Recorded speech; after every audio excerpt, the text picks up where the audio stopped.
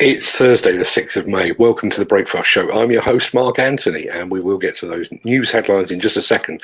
But first, let's take a stroll through the corridors of celebrity to see which of them is celebrating a birthday today.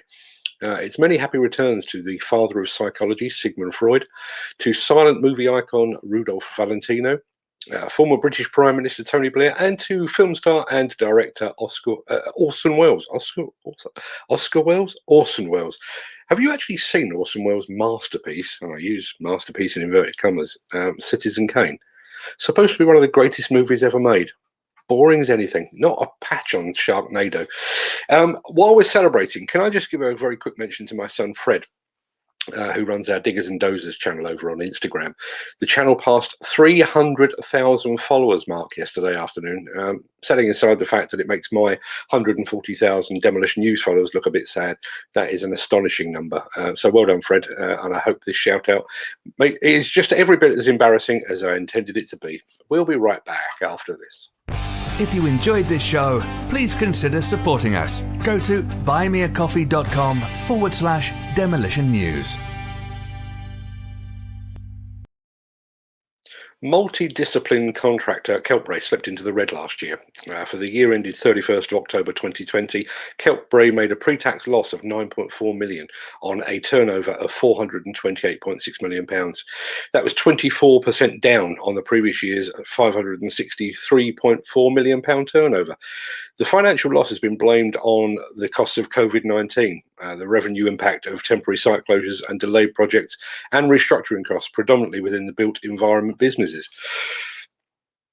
Executive Chairman Brendan Kerr, and that's Brendan you can see there, remains positive. However, as I reflect on the year, my overwhelming feeling is one of pride for the tremendous work that my executive team and all my colleagues across Keltbray have done to face the challenges head on, continue to deliver the essential services our customers and the wider UK demand, and protect the business for the future. It's time for this.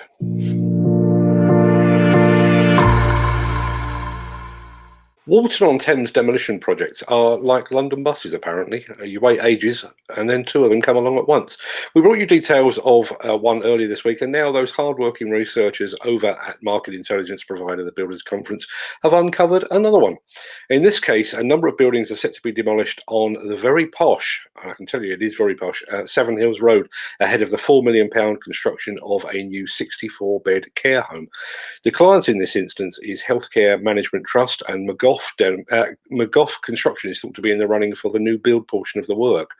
But first, those existing buildings will require the attention of a competent demolition contractor. You can find out more about this project lead and many more just like it over on buildersconference.co.uk. Now, Kings Heath Demolition, the company based in Redditch in Worcestershire, in the UK here, has purchased a number of new Doosan mini excavators and crawler excavators. The company has taken delivery of its first 3 mini excavators in an order that also includes 3 of the larger Doosan DX225LC-5 22-tonners, which add to Kings Heath Demolition's existing DX140 and DX225-5 units. Tony Nichols, Senior Contracts Manager at Kings Heath Demolition, said, with the new DX17Z, DX27Z and DX63-3, we are adding mini excavators to our fleet for the first time. These machines meet the increasing demand for in the market for indoor demolition and refurbishment work involving work in confined spaces and basements. We're beginning to see an uptick in this type of project, including the conversion of existing multi-storey office buildings into new apartments in urban locations, and the new Doosan mini excavators are perfect for this type of work. So huge congratulations to Kings Heath on this purchase, and congratulations also to Merley Construction, the local Doosan dealer that supplied the machines.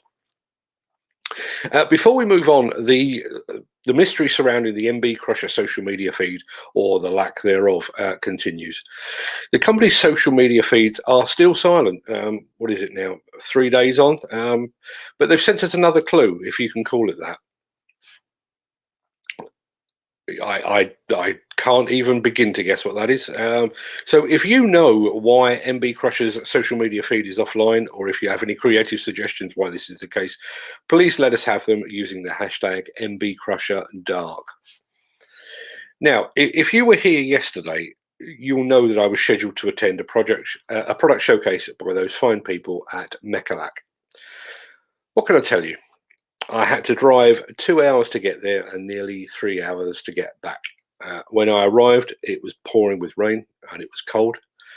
The site was muddy, you know, that kind of mud that instantly makes your boots about 10 times heavier. And there was insufficient internet connection, so I couldn't broadcast from the site live as I'd intended. So how was it? It was bloody brilliant.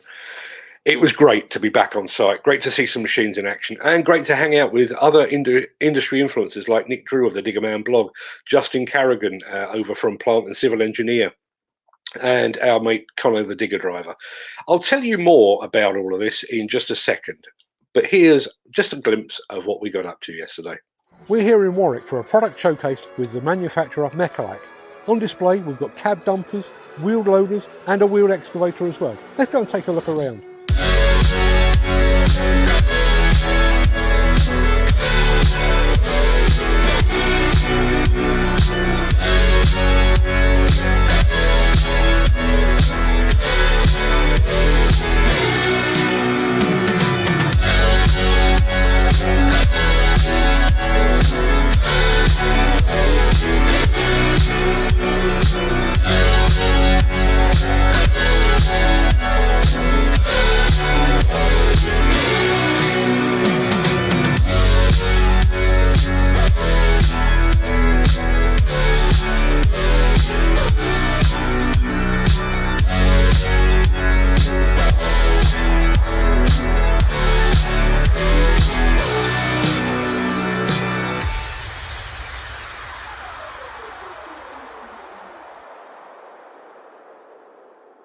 Just to give you an idea of how the world has changed, when we normally attend these events, we often come away with freebies, you know, pens, hats, all those sort of things. And we did get those yesterday, but we also got these. And inside that pack is a Mechalac branded face mask and some hand sanitizer. What a crazy old world we're living in. Now, later this morning, I am planning to sit down and write about the products that were on display at yesterday's event, and you'll be able to see that over on diggersandozers.com just as soon as I've finished putting pen to paper. But I've been trying to think of a way in which to describe Mechalac and their place in the construction equipment sector. I was planning to call them quirky, but that sort of suggests that they're somehow frivolous or eccentric. And Mechalac really does make some serious bits of kit. So after sleeping on it, I think that Mechalac are like the early movies of Johnny Depp or the later albums by Radiohead. They're not for everyone. They were never meant to be. But they are brilliant, boundary pushing and brimming with innovation. And their refusal to swim in the mainstream is to be applauded and admired. Thanks to the team at Mechalac for helping me blow off the cobwebs yesterday. It was absolutely fantastic to actually get out and get the boots back on, even though they are now caked in mud. It was great to be there. Now, just one final thing before I sign off for the day. A couple of years ago, I was diagnosed with type 2 diabetes. I must admit that my reaction when I heard was, yeah, I probably should have seen that coming. You see, I've been a lifelong chocoholic. Now, after my diagnosis, my wife saw it as her personal mission to fix me. So I've been on a very strict diet for some time now. My diabetes is now entirely diet controlled, and I'm probably healthier now than I have been in a decade. However, my abstinence has clearly been felt by the people at Cadbury's. The company was effectively my dealer, or the dealer that fed my habit for most of my life. And yesterday I stopped off at a service station, and there, lurking in the forbidden chocolate aisle, was a slab of chocolate bearing my name. This is literally a diabetes bullet with my name on it. I'm sorry, Cadbury's, I didn't succumb. It will take more than a personalised chocolate bar to lure me back in. The bar is back on the shelf. I actually managed to dodge the bullet. Right, as I said, I've got some serious writing to do. I've got emails to answer, and more importantly, I've got some cups of tea to drink. So I'll be back here on the morrow, same time, same place. Work is already underway on our weekend wrap show. So if you missed any of this week's news, you can play catch up on Saturday morning when we condense all of the big news into one bite-sized morsel that you can chew and digest in about 10-15 minutes. Until then, I'd like to declare this episode of the Breakfast Show closed. Have a great day. Stay safe. Look after yourself, your family, your friends and your colleagues. Thanks once again to the team at Mechalac for yesterday's hospitality. Thanks to Connor, to Nick, to Justin and all the other gang that made the day so enjoyable. I'll be back here again. Oh, excuse me. That was the first cup of tea. I'll be back here again tomorrow. Till then, stay safe. Have a great day.